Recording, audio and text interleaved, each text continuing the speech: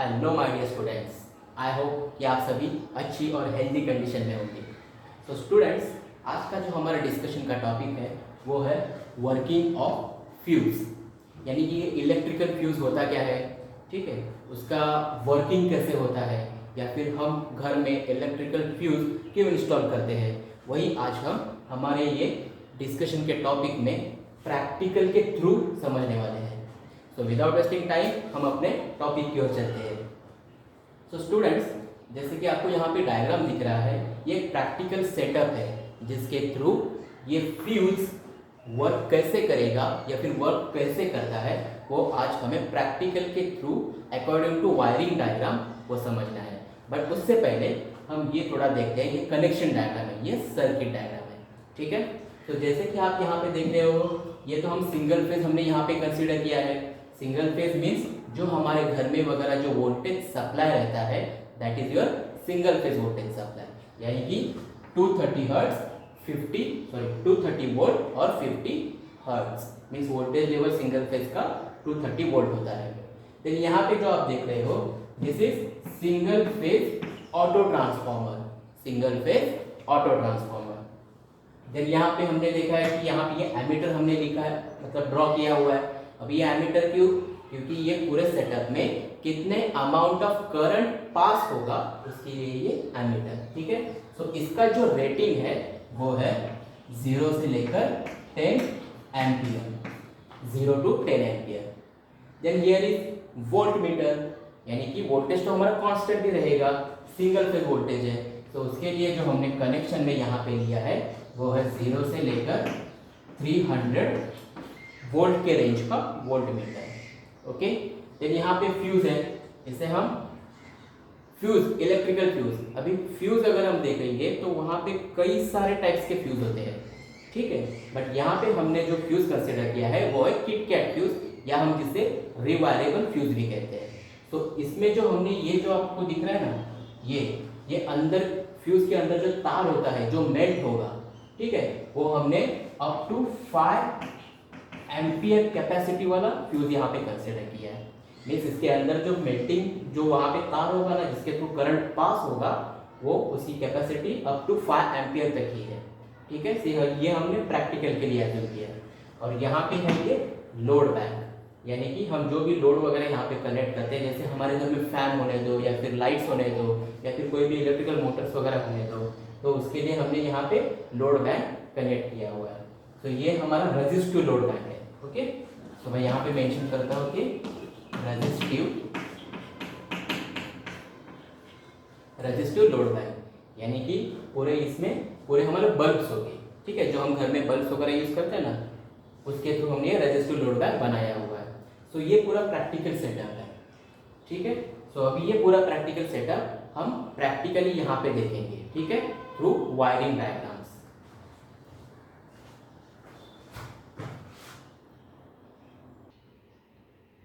Okay, so students, ये हमारा practical setup ready है, जैसे कि आप यहाँ पे देख रहे हो, ठीक है। सो जैसे हमने डायग्राम देखा था उस डायग्राम के थ्रू ही हम इसे समझते हैं। ये हमने सिंगल फेज ऑटो ट्रांसफार्मर देखा था, ठीक है। ये देखो जो मैंने डॉटेड लाइंस दिखाया है that is your single phase auto transformer. So ये यही है सिंगल फेज ऑटो ट्रांसफार्मर। अभी हम कनेक्शन समझते हैं। सो उससे पहले ये देखो यहाँ पे एमीटर है जो कि हमने वहाँ पे एम्पियर मीटर करके यूज़ किया है।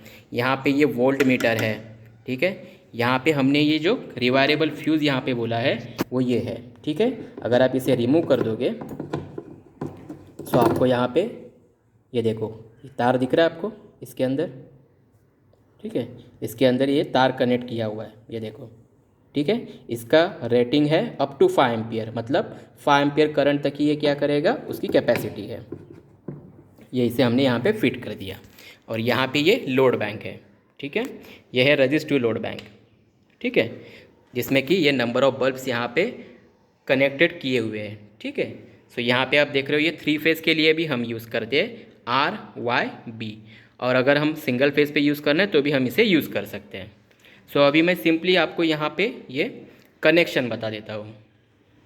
जैसे कि आप ये डायग्राम में देख रहे हो, ये जो हमारा डायग्राम है, सो इसी डायग्राम के थ्रू हमें 1 बाय 1 कनेक्शन करते जाना है।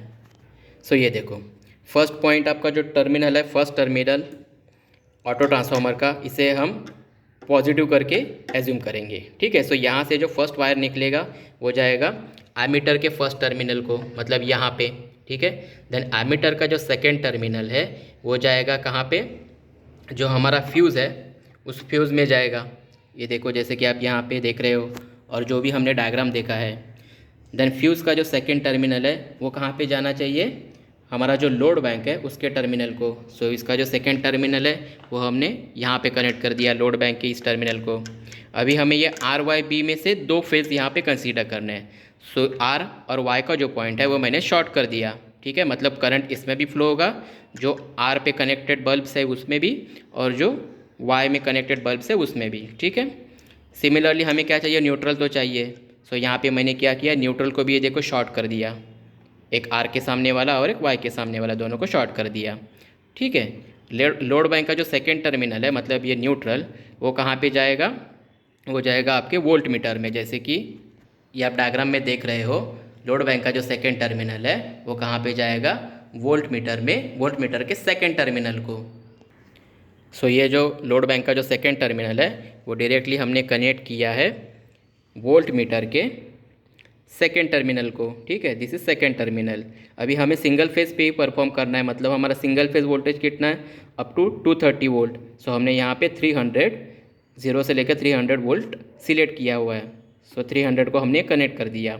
अभी 300 वोल्ट में से अगर आप डायग्राम देखते हो तो डायग्राम में हमें दिखाई देगा कि 300 वोल्ट का जो पॉइंट है उसमें से ही दूसरा पॉइंट निकलेगा और जाएगा कहाँ पे, हमारा जो ऑटो ट्रांसफार्मर है उसके सेकेंड वाले पॉइंट को। ठीक है, सो यहाँ पे हमने ये कनेक्ट किया। अभी जैसे कि हम ये डायग्राम में देखते हैं, ये जो हमारा डायग्राम है उसमें हम देख रहे हैं कि ऑटो ट्रांसफार्मर में से, मतलब जो एरो आपको दिखाई दे रहा है वहाँ से दो टर्मिनल्स निकले हैं। एक तो हमने एमीटर को कनेक्ट किया है और एक हमने वोल्ट मीटर को कनेक्ट किया है। सो सिमिलरली हमारा वोल्ट मीटर का ये टर्मिनल बाकी था जो हमने किस पे कनेक्ट किया, ये ऑटो ट्रांसफार्मर के फर्स्ट पॉइंट में ही। ठीक है, सो ऑटो ट्रांसफार्मर के फर्स्ट पॉइंट में से हमारे दो टर्मिनल निकल रहे हैं, एक तो जाएगा एमीटर और एक जाएगा वोल्ट मीटर। सो इस तरीके से हमारा पूरा यह कनेक्शन हो जाता है। ठीक है, ये हमारा पूरा कनेक्शन है। ठीक है, ओके। सो अभी मैं क्या करूँगा, इन केस अगर मैं वोल्ट मीटर की जगह पे ये मल्टीमीटर भी यूज़ कर सकता हूँ। ठीक है, ये है मल्टीमीटर। सो मल्टीमीटर पे हमें पहले यहाँ पे वोल्टेज लेवल हमें सेट करना होता है। सो जैसे कि आप यहाँ पे देख रहे हो, ये साइड में डीसी है, हमें एसी पे सेट करना है। सो हमने 600 तक सेट किया हुआ है। ठीक है, सो मैं यहाँ पे वोल्ट मीटर या फिर वोल्टेज फाइंड आउट करने के लिए इस मल्टीमीटर का यूज़ करूँगा। ठीक है, और हमें ये देखना है कि अगर करंट 5 एम्पियर तक, मतलब आपको ये स्केल दिख रहा है, ठीक है, ये स्केल में जहाँ पे ये 5 एम्पियर है, सो 5 एम्पियर के आगे जब ये नीडल जाएगा सो ऑटोमेटिकली यहाँ पे क्या होगा, जो फ्यूज़ है उसके अंदर का जो तार है वो ऑटोमेटिकली मेल्ट होगा। ओके, और यहाँ पे होगा क्या, बेसिकली पूरा ये लोड जो चालू रहेगा, जो लाइट चालू रहेंगे वो ऑटोमेटिकली ऑफ होंगे। ठीक है, सो अभी मैं ये स्विच को प्रेस करता हूँ और सेटअप को ऑन करता हूँ। ठीक, अभी मैं इसे 230 वोल्ट पे क्या करूँगा, सेट करूँगा। आपको यहाँ पे दिख रहा है। ठीक है, सो स्लोली मैं इस ऑटो ट्रांसफार्मर को क्या करूँगा, मूव करूँगा और इसे 230 वोल्ट तक सेट करूँगा। ठीक है, voltage level.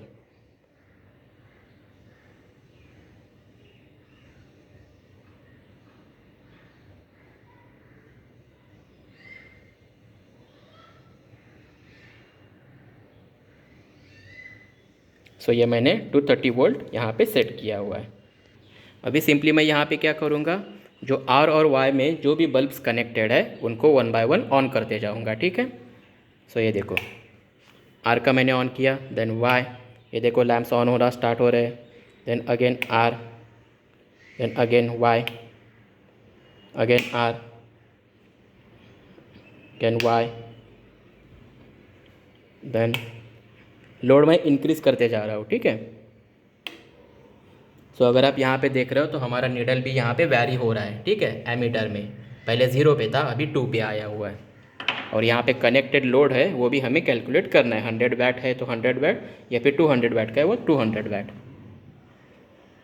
Then again so यहाँ पे देखो, जैसे मैं लैंप ऑन करता हूँ ये वेरी हो रहा है, ठीक है, एमीटर में R, then Y, then again R, Y,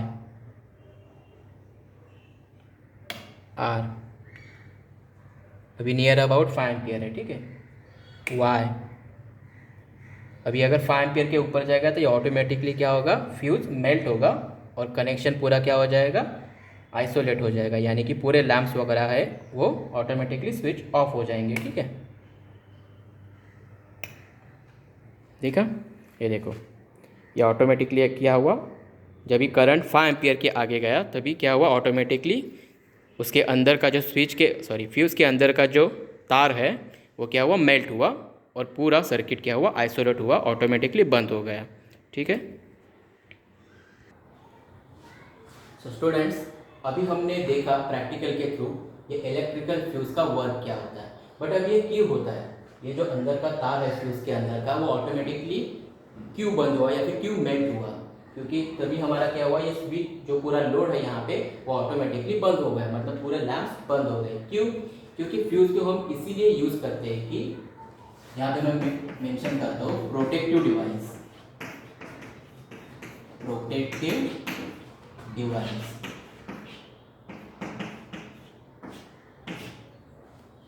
in case अगर हमारे घर में कुछ इलेक्ट्रिकल कनेक्शंस में, जो भी हमारे घर में इलेक्ट्रिकल नेटवर्क है, ठीक है, वहाँ पे इन केस अगर कुछ सडन वोल्टेज वगैरह इंक्रीज होता है या फिर शॉर्ट सर्किट होते हैं कभी कभी, तो शॉर्ट सर्किट वगैरह क्यों होते हैं, क्योंकि कुछ भी वहाँ पे वायरिंग का इंसुलेशन रिमूव होता है या फिर कुछ भी फॉल्ट वगैरह होता है।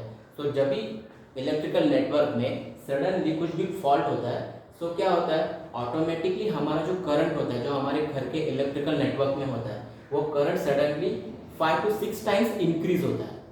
तो 5 to 6 टाइम अगर करंट इंक्रीज होगा, तो डेफिनेटली जब वो करंट अगर यहाँ पे फ्यूज नहीं है, तो डायरेक्टली करंट इसमें आएगा, हमारे जो इक्विपमेंट्स कनेक्टेड है उसमें, और वो क्या कर देगा, हमारे जो इक्विपमेंट्स है उनको खराब कर देगा, ठीक है। तो उसी के लिए हम यहाँ पे फ्यूज का इस्तेमाल करते हैं, फ्यूज का यूज करते हैं, सो दैट वहाँ पे होता क्या है, अगर ज़्यादा अमाउंट में करंट यहाँ पे सर्किट में से फ्लो भी करेगा, तो यहाँ पे ये जो फ्यूजिंग एलिमेंट हम इसे कहते हैं, इसे हम फ्यूजिंग एलिमेंट कहते हैं, फ्यूज एलिमेंट। तो पहले मैक्सिमम अमाउंट ऑफ करंट क्या करेगा, इसमें से फ्लो करेगा, और इसका कैपेसिटी हर एक के लिए अलग अलग होता है। अभी हमने 5 एम्पियर का यूज किया था, ठीक है, तो अगर हमने यहाँ पे 15 एम्पियर का ये फ्यूज एलिमेंट अगर यूज किया, तो ज्यादा अमाउंट में अगर करंट इंक्रीज होगा और फ्लो करेगा, तो वो क्या कर देगा, इस तार को क्या कर देगा, मेल्ट कर देगा, और मेल्ट हो जाने की वजह से यहाँ पे क्या होगा, कनेक्शन ब्रेक होगा, और ये इजीली हमारे जो भी इक्विपमेंट्स वगैरह है उनको क्या करेगा, सेव करेगा जो भी फॉल्ट करंट है उससे। तो इसी की पर्पस के लिए हम यहाँ पे फ्यूज का यूज करते हैं इलेक्ट्रिकल नेटवर्क में, ठीक है। तो इसीलिए इसको प्रोटेक्टिव डिवाइस कहते हैं। It is always connected in live wire, fuse हमेशा लाइव वायर या फिर फेस कंडक्टर होता है, उसी के सीरीज में ही कनेक्टेड होता है, ठीक है। सो दोस्तों, स्टूडेंट्स, आज हमने समझ लिया प्रैक्टिकल के थ्रू कि एक इलेक्ट्रिकल फ्यूज कैसे वर्क करता है, ठीक है। सो आई होप आपको ये पूरा टॉपिक कवर या फिर समझ में आया होगा। Okay, thank you.